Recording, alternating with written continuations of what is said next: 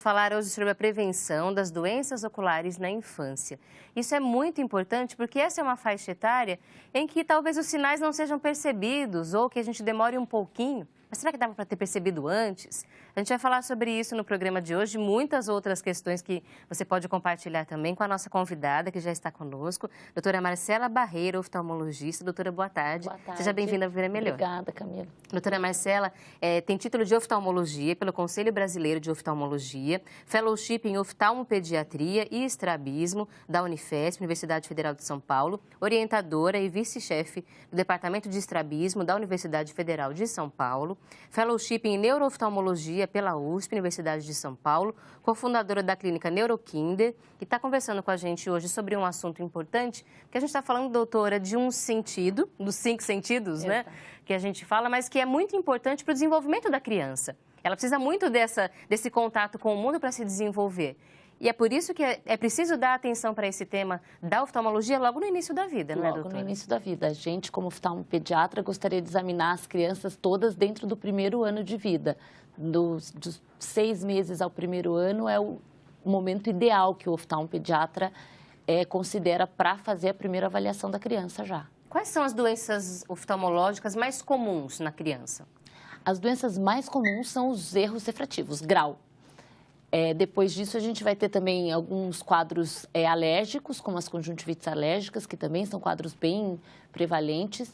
Obstruções do canal lacrimal, que a gente tem uma taxa alta de logo ao nascimento.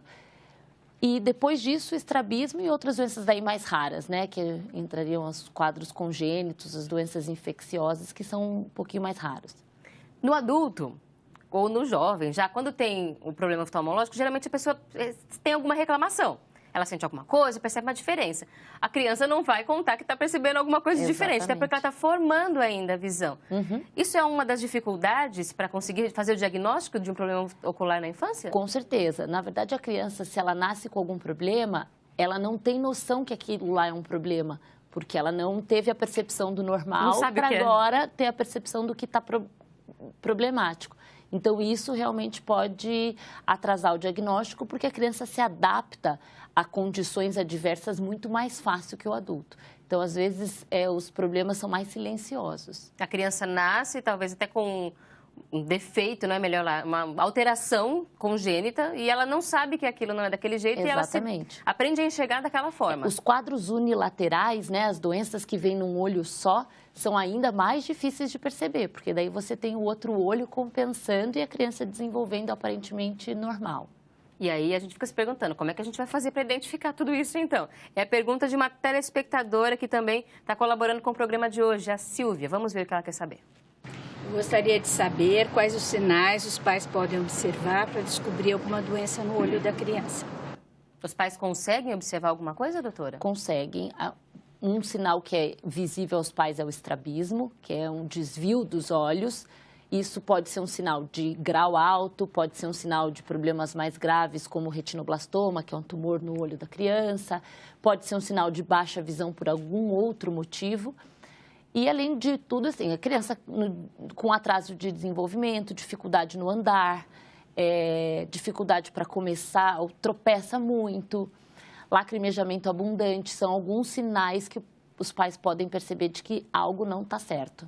Alguns desses sinais são percebidos já quando a criança está por volta de 1 ano, por exemplo, quando começa a caminhar ou não começa, não interage com aqueles que estão ao redor. Mas a gente tem uma estratégia de conseguir olhar alguma coisa antes, que é o teste do olhinho. Sim. Que faz assim que a criança nasce. Qual é o objetivo desse teste? O teste do olhinho ele é uma triagem, igual os outros testes que a gente faz logo ao nascimento. Não é feito por oftalmologista, é feito pelo pediatra, normalmente na maternidade. Na própria maternidade. E, na verdade, a nossa ideia é observar se a criança tem alguma opacidade de meio. Ou se ela tem uma lesão de córnea, por exemplo, que pode fazer com que... Porque o que acontece? A criança, para ela enxergar, ela precisa que a luz entre no olho, para ela poder começar o desenvolvimento visual, porque o desenvolvimento visual não é completo a hora que o bebê nasce. Então, a gente joga uma luz e a gente, com essa luz de uma lanterna que a gente joga, a gente consegue ver o reflexo da retina, que é a última porção lá do olho.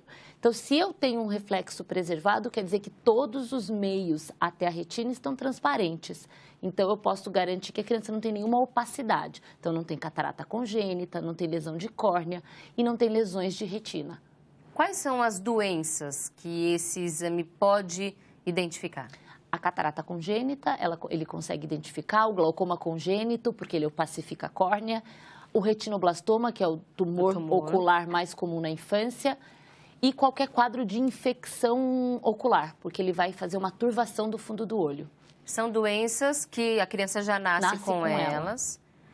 No caso da infecção também, ela adquire essa infecção no útero materno? A toxoplasmose congênita é uma infecção mais comum que a gente tem na infância. E com o resultado do teste do olhinho, já é uma confirmação da doença? Ou, porque a senhora falou, é uma triagem. É uma triagem. Você vai fazer um teste, você vai ver que o reflexo está ou ausente ou um reflexo diferente do que o normal. Aí a criança deve ser encaminhada ao oftalmopediatra ou ao oftalmologista por uma avaliação. Que vai confirmar. Exatamente. Então, as mães que na maternidade recebem esse resultado precisam dar atenção. Sim. Porque se precisar, elas vão ter que procurar um oftalmologista que vai orientar. Pode ser que o resultado seja diferente do que foi encontrado ali? Pode. Na verdade, o resultado vai vir assim, teste do olhinho alterado ou duvidoso, não direcionado para nenhum tipo de doença. Tá. Aí a doença acaba sendo confirmada pelo oftalmologista. É importante para as mães darem atenção a esse assunto, para procurar logo um especialista, porque, como a gente falou, nem sempre é o primeiro especialista que a gente procura logo no início da infância, mas vale a pena, porque quanto mais cedo se descobre, melhor o tratamento. Mas a doutora vai explicar para a gente mais sobre como que isso é conduzido. Antes, só a pergunta de mais uma telespectadora que mandou para a gente, a Flávia Ventura Cardoso, de São José dos Campos, São Paulo. Oi, Flávia, boa tarde. Minha filha tem 1 ano e 3 meses e, frequentemente, os olhinhos dela ficam escorrendo, mesmo quando está brincando. O que pode ser isso? O lacrimejamento na infância, a primeira causa é alguma obstrução do canal da lágrima. O nosso canal da lágrima, ele tem uma formação que ele sai desse canto nasal aqui do olho e desce para o nariz. E ele pode ter alguma má formação no trajeto que faz com que a lágrima não flua normalmente. Não é por onde a lágrima sai, é por onde ela vai embora. Ela tem que drenar, exatamente. É o ralo. É um ralo, muito, exatamente. Assim, uma drenagem da lágrima, é por dentro do nariz. A principal causa é isso. A gente tem também quadros alérgicos. Hoje em dia a gente tem muitas alergias. Então, os quadros de conjuntivites alérgicas, as alergias oculares também podem fazer lacrimejamento importante. Então, tem que observar se você não tem assim um lacrimejamento sazonal, mudança climática, mudança ambiental, que está associado a esse lacrimejamento. E nesse período do ano, por exemplo, que a gente tem... Por mais que tenha variação de temperatura no Brasil todo, a gente tem mudanças de variações bruscas, o tempo mais seco, ou muita umidade. Isso também pode trazer efeito numa criança mesmo pequenininha. Também com 1 ano e 3 meses, ela já sofre com isso. Já sofre, com certeza. Dependendo de onde ela vive, ela pode ter sintomas, com certeza. Uma criança, por exemplo, de 1 ano e 3 meses, pode ir ao oftalmologista e vai ter tratamento para ela, não é, doutora? Tem, dá para tratar qualquer criança, desde o nascimento. Então, Flávia, leve a sua filha ao oftalmologista para que ele possa avaliar o que realmente está causando esse lacrimejamento além do normal na sua interpretação. E aí, doutora, explica para a gente o que é essa obstrução desse canal lacrimal. A obstrução do canal lacrimal é muito frequente no recém-nascido, porque o canal lacrimal ele tem várias válvulazinhas e a última válvula é uma pequena membrana. E essa membrana, muitas vezes, quando o bebê nasce, ela ainda não está aberta. Então, a gente tem um acúmulo de lágrima no canal da lágrima e essa lágrima acaba refluindo. E é muito comum, como ela fica parada, infeccionar. E a criança começa com sintomas que parece que ela está com uma conjuntivite. Secreção, uma secreção purulenta nos olhos. O pai fala assim, eu levei, tratei, melhorou, depois voltou de novo. Essa infecção recorrente que parece conjuntivite de repetição, você vendo a imagem, a drenagem da lágrima, isso normalmente é um sinal de que pode ter uma obstruçãozinha desse canal. Doutora, por favor, a doutora Marcela Barreira continua com a gente aqui no programa hoje. Muito obrigada por permanecer com a gente. No bloco anterior, a doutora Marcela estava explicando sobre a obstrução do canal lacrimal. Ela estava falando sobre aquele caninho que tem que drenar as lágrimas e que está entupido. E aí a dúvida que eu fiquei, que ela vai ajudar a responder agora, é assim, ela explicou que tem uma membrana que muitas vezes ainda não está aberta. Exatamente. Vamos voltar desse ponto. Onde que fica essa membrana, doutora? Esse aqui são os canais, isso aqui drena dentro do nariz. A membrana fica no finzinho desse canal. E é essa membrana que às vezes ainda está fechada quando a criança nasce, que vai romper dentro do primeiro ano de vida, a grande maioria dos casos. Então, faz parte do processo de maturidade da própria criança. Isso vai acabar acontecendo. Mais de 90% das crianças que nascem com obstrução acabam tendo essa liberação dessa membrana espontaneamente dentro do primeiro ano. E como é que conduz, então, se conduz esse caso? Vai esperar isso acontecer ou faz alguma coisa para tentar estimular? A gente faz só um tratamento que é com uma massagem, a gente massageia o canal da lágrima sempre assim. O pediatra às vezes acaba orientando a fazer uma massagem circular, mas o ideal é a gente fazer uma massagem drenando para baixo, empurrando a lágrima para baixo para a gente empurrar essa membrana. Então, você aperta contra o nariz, vou mostrar no meu, acho que é mais... Você aperta contra o nariz e faz essa para baixo. Contra o nariz e para baixo. Aqui nessa imagem, exatamente, por exemplo, ó. Você faz uma compressão aqui e aperta para baixo para você poder estimular o rompimento dessa membrana. E a lágrima ir para o lugar certo, não ficar voltando. Exatamente, porque se ela acumula aqui, ela acaba infeccionando e pode gerar infecções de repetição que não são saudáveis. Nos 10% que não vão chegar a esse rompimento de forma espontânea até 1 ano de idade, como é que se trata? Aí a gente tem que fazer uma sondagem. É como se fosse uma endoscopia. A gente entra com um caninho aqui e vai até lá embaixo para romper a membrana. E aí você resolve o problema. Isso, na grande maioria das vezes, resolve. A gente tem, lógico, essa é a grande maioria dos casos. A gente tem casos mais raros em que o problema não é essa membrana. É uma tortuosidade, ou uma obstrução mais alta, ou uma má formação do canal da lágrima. Esses casos, eles acabam sendo conduzidos cirurgicamente até mais precoce, porque a gente sabe que daí não são casos mais severos e que não vão resolver só com essa massagem. Não precisa esperar. Não precisa esperar. Resolvendo o problema na infância, pode ser que essa criança tenha essa obstrução de novo na vida adulta? É difícil? Não, é difícil. A gente pode adquirir obstrução por infecções de repetição, mas tendo na infância não é comum ele ter na fase adulta. Bom, esse assunto está resolvido, então. Agora nós vamos para um próximo, que a doutora também é especialista nele, e ela vai explicar por que é que ele é mais comum na infância. Vamos falar sobre o estrabismo. Segundo a Sociedade Brasileira de Oftalmologia Pediátrica, o estrabismo atinge de 2 a 5% das crianças. Se a gente pensa assim, doutora, de 2 a 5%, não é tanto assim. Mas tem bastante criança assim, né, doutora? Esse número não representa, assim... A gente não tem noção do número geral, mas é bastante gente. É bastante. A gente tem 2 a 5%, parece pouco, mas o estrabismo tem uma incidência relativamente alta. Ele tem uma incidência, às vezes, maior em algumas doenças. Por exemplo, a criança com síndrome de Down tem uma incidência maior. Crianças com algum atraso neurológico também, essa incidência é maior. Então, se a gente somar aí, a gente tem uma incidência mais alta. Elas têm essa incidência maior nessas doenças. Exato. Porque elas são consequência das doenças ou porque a mesma causa da síndrome de Down ou de outra doença, de uma doença que possa aparecer, também levou ao estrabismo? É uma associação. Neurológico, exatamente, por exemplo. É uma associação das doenças. A gente considera realmente uma síndrome. A síndrome de Down... Não é uma doença, é uma condição, exatamente, né? Com várias alterações e uma delas é o estrabismo mais prevalente. O estrabismo é o olhinho tortinho. Para dentro, ou para fora, ou para cima, qualquer desvio do olho, independente do lado que ele está desviado, é considerado um estrabismo.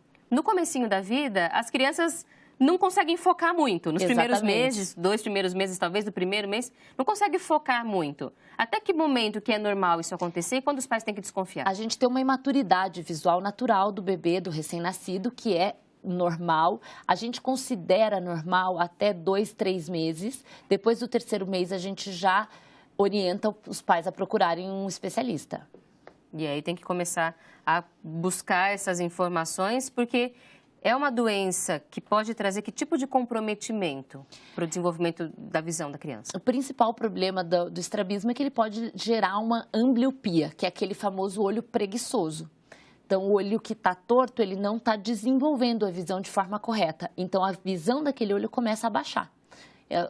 Começa a criar uma diferença de visão de um olho para o outro. E isso é a ambliopia, o olho preguiçoso. E se você não tratar, isso fica como uma sequela definitiva. Então, o estrabismo, ele é uma causa de uma outra complicação. Exatamente, que é a ambliopia, que é o olho preguiçoso. O fato do olhinho poder ficar virado para um lado, para o outro, de desvios diferentes, determina que são tipos diferentes? Como é que se classifica? São tipos diferentes. A gente tem o estrabismo divergente, que é com o olhinho para fora, é o estrabismo comum e ele é um estrabismo mais benigno, pensando em comprometimento visual. Ele baixa menos a visão, porque ele a maior parte dos casos, esse estrabismo para fora, ele é intermitente. Então, ora a criança está com o olhinho reto, ora a criança está com o olhinho para fora. Então, essa intermitência garante o desenvolvimento da visão. No momento que o olho está reto, aquele olho está enxergando. O convergente, que é o estrabismo que pode ser congênito, que já nasce com a criança, aparece nos primeiros meses, esse compromete mais a visão. A criança, ela enxerga. Ela enxerga. Ela não tem deficiência de capacidade de enxergar. Não, ela tem potencial de visão. Não é uma criança com um olho cego, um olho que não enxerga. A gente tem os estrabismos secundários. Por exemplo, uma criança com uma catarata congênita. Aquele olho que não enxerga, ele tem uma tendência a desviar. E aí a gente considera um estrabismo secundário a uma baixa de visão. Daí são coisas diferentes. A gente tem aqui, por exemplo, uma imagem que mostra um olhinho um pouquinho... Aqui desviado para dentro. Para dentro. Exatamente. Esse é o desvio convergente, que é o desvio mais comum da infância. Esse olhinho, se ele ficar o tempo todo assim, ele não vai desenvolver. Então, é a hora que a gente coloca aquele tampão, para a gente estimular esse olho a desenvolver. Então, na verdade, o uso do tampão, que a gente vê tantas crianças usando, não é para tratar o estrabismo, é para tratar a baixa de visão que o estrabismo está causando. A gente vai, então, no tratamento, tampar o olho bom para estimular o ruim. Para estimular que ele voltar para o lugar e... Exatamente. Se você olhar esse olho, é o olho que está fixando, que está olhando. Esse olho não está vendo nada. A hora que eu tampar esse aqui, eu obrigo esse olho aqui a fixar. Então, como eu estou obrigando ele a fixar, eu estou obrigando ele a ser estimulado. E aí a gente consegue reverter essa condição? Consegue. Se tratado até os 7 anos de idade, sim. Então, essa é uma informação importante. Vamos sentar para a gente continuar conversando, doutora. O estrabismo, então, ele tem que ser diagnosticado o mais rápido possível. Não ficar esperando, falar assim, vamos ver se uma hora vai melhorar. Porque sozinho não vai voltar. A maioria não volta. Não volta sozinho e, na verdade, quanto mais precoce a gente começar a tratar essa dificuldade que ele gera visual, melhor é. Porque até os 7 anos de idade a gente tem o período de desenvolvimento visual da criança. Os 2 primeiros anos são os principais para esse desenvolvimento, mas a gente mantém esse desenvolvimento até os 7 anos. Então, se a gente trabalhar nesse período, a gente consegue uma boa resposta de tratamento. Depois disso, a gente não consegue. É uma imagem, por exemplo, de uma criança usando o tampão. E nos 2 casos, a criança estava de óculos. Isso. O óculos, ele é necessário também? Não para todos os tipos de estrabismo. A gente tem estrabismos que são gerados por grau alto, hipermetropias altas, que daí o paciente faz um esforço muito grande para focar e isso faz com que o olhinho entorte. Isso é o estrabismo associado à hipermetropia. Mas a gente tem estrabismos que não têm relação nenhuma com grau. Quais são as causas do estrabismo? O estrabismo ele tem causas multifatoriais. A gente não sabe exatamente o motivo, não tem nenhuma alteração genética específica ou nenhum fator genético específico. A gente sabe que tem a história familiar positiva é um risco. Se tem alguém na família que tem, ele tem chance maior de ter estrabismo. Não é uma regra.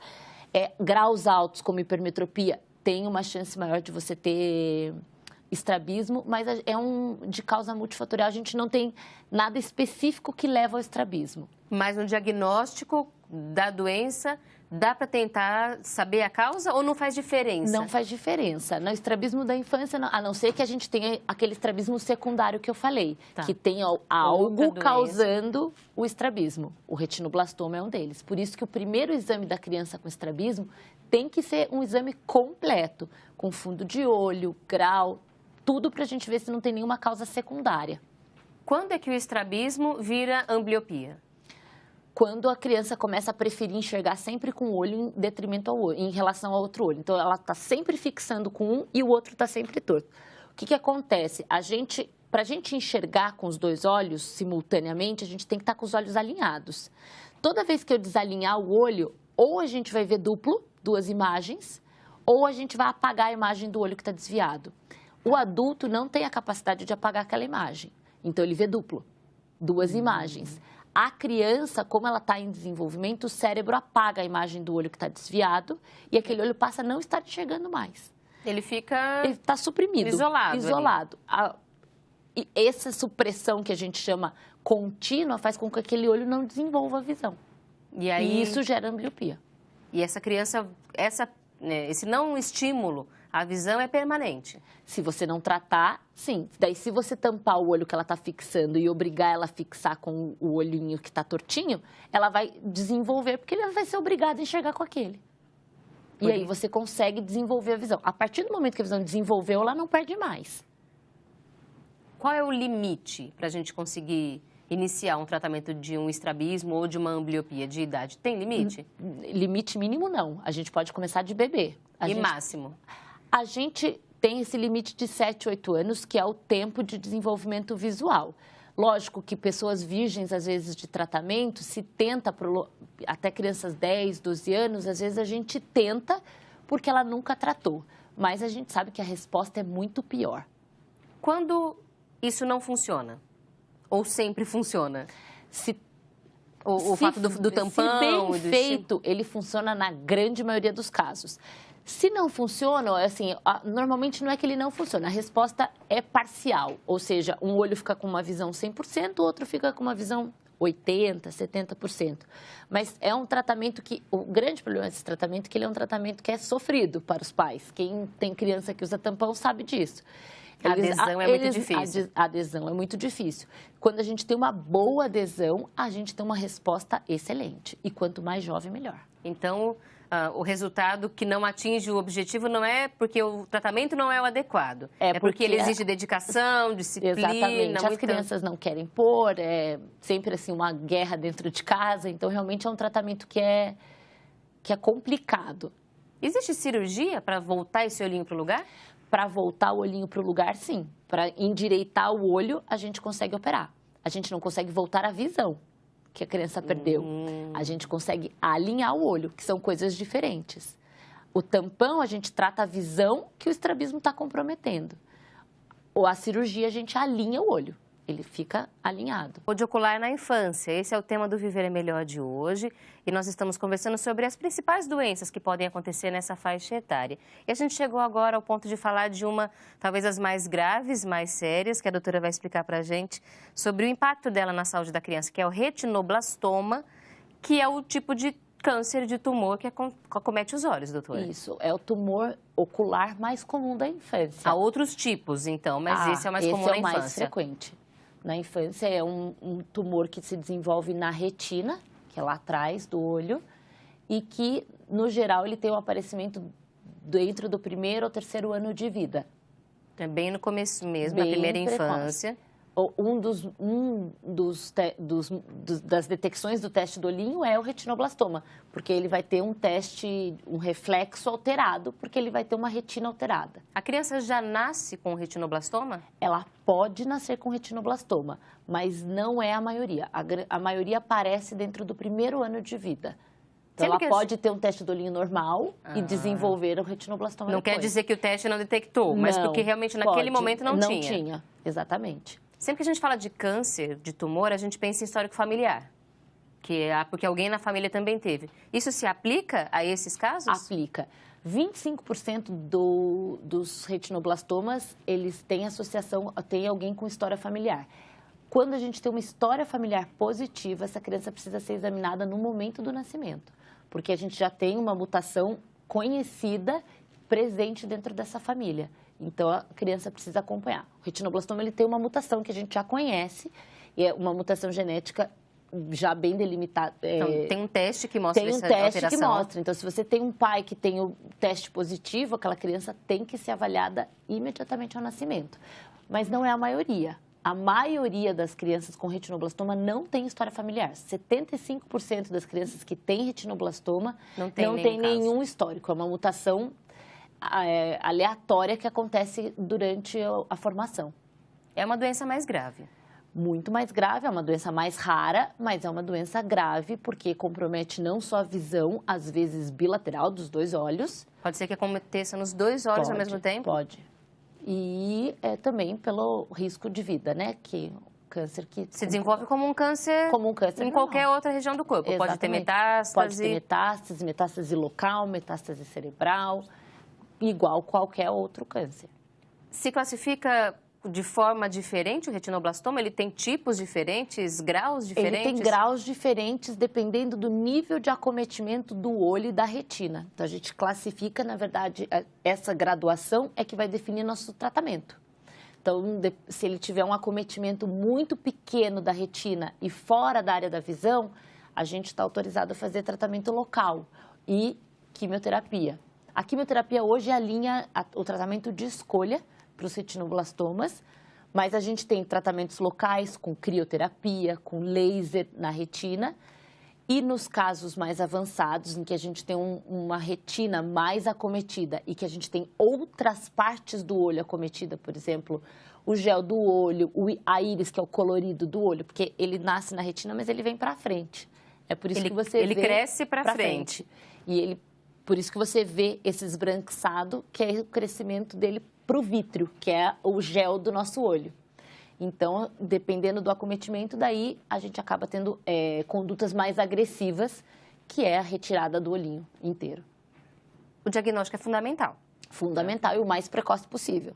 Só que a criança, mais uma vez, não vai conseguir ajudar, porque ela não consegue contar o que está sentindo. E o diagnóstico tem que acontecer antes disso. Exato. Quando ela começa a ter capacidade de explicar suas sensações.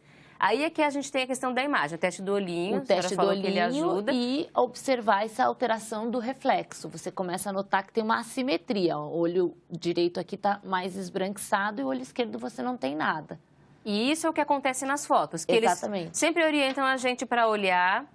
Como que é que a gente tem que olhar para uma foto? A criança tem que estar olhando de frente, porque às vezes a gente tem um reflexo batendo de um lado que ele bate direto no nervo óptico e simula uma alteração de reflexo. Mas a criança de frente com uma máquina com flash. O olhinho tem que ficar de que jeito para mostrar que está tudo bem? Tem que ter um reflexo vermelho ou alaranjado. Aquele reflexo que antigamente tinha em muitas fotos, a gente sempre ficava, estragou a foto. Sempre quer tirar o reflexo, esse mesmo. Aquele reflexo vermelho alaranjado tá ok? Tá ok. Aquilo lá quer dizer que não tem nada. Se o olhinho ficar branco? É sempre bom avaliar. A gente tem outras causas de reflexo alterado, causas às vezes não tão sérias. Esse reflexo que eu falei do nervo óptico, a gente tem cicatrizes de retina que podem fazer isso, colobomas de retina, que é uma má formação da retina, que também pode deixar o reflexo esbranquiçado. Mas toda vez que você tiver o reflexo esbranquiçado, é fundamental avaliar, porque pode não ser uma causa grave, mas pode ser. Então, o ideal é sempre um oftalmologista olhar. E de qualquer forma, tem alguma coisa alterada na origem daquela alteração, Exatamente. Porque não era para estar daquele jeito. Não era para estar daquele jeito. Se você tem dúvida, tem algum caso na sua família, conheço histórias de famílias que descobriram por essa avaliação, perceber que todas as crianças ficavam com o olho vermelho e a outra ficava Exatamente. com o olhinho branquinho. Procure um oftalmologista. E nesse caso, doutora, para a gente encerrar, a senhora é oftalmologista especializada em pediatria. Isso. É ideal procurar algum que seja especializado na infância. O oftalmopediatra tem um pouco mais de facilidade no exame. Como são crianças pequenas, são crianças que dão trabalho no exame. Você tem que aprender a compreender os sinais das crianças. Toda uma lida com a criança diferente. Então, o oftalmopediatra, nesse sentido, ele acaba tendo um pouco mais de facilidade no exame da criança. Então, é um exame menos traumático também para a criança. Mas não use essa justificativa para não procurar. Falar, olha, não achei nenhum oftalmopediatra, procure um logo se você tem alguma dúvida, até você encontrar a orientação adequada, correta para o seu filho, para o seu neto, para o seu sobrinho, para quem for. Doutora, muito obrigada por vir ao nosso programa hoje. Foi um prazer. Seja sempre muito bem-vinda. Obrigada. E a gente conversou hoje com a nossa convidada, a doutora Marcela Barreira, oftalmologista, sobre as doenças oculares mais comuns na infância, ressaltando que podem existir muitas outras e as crianças podem receber tratamento, a idade não é um impedimento, especialmente, inclusive, a infância é um bom momento para receber o tratamento, porque elas vão conseguir se desenvolver adequadamente e é importante procurar ajuda sempre. A nossa convidada conversou com a gente sobre o assunto, agradecemos a ela, agradecemos hoje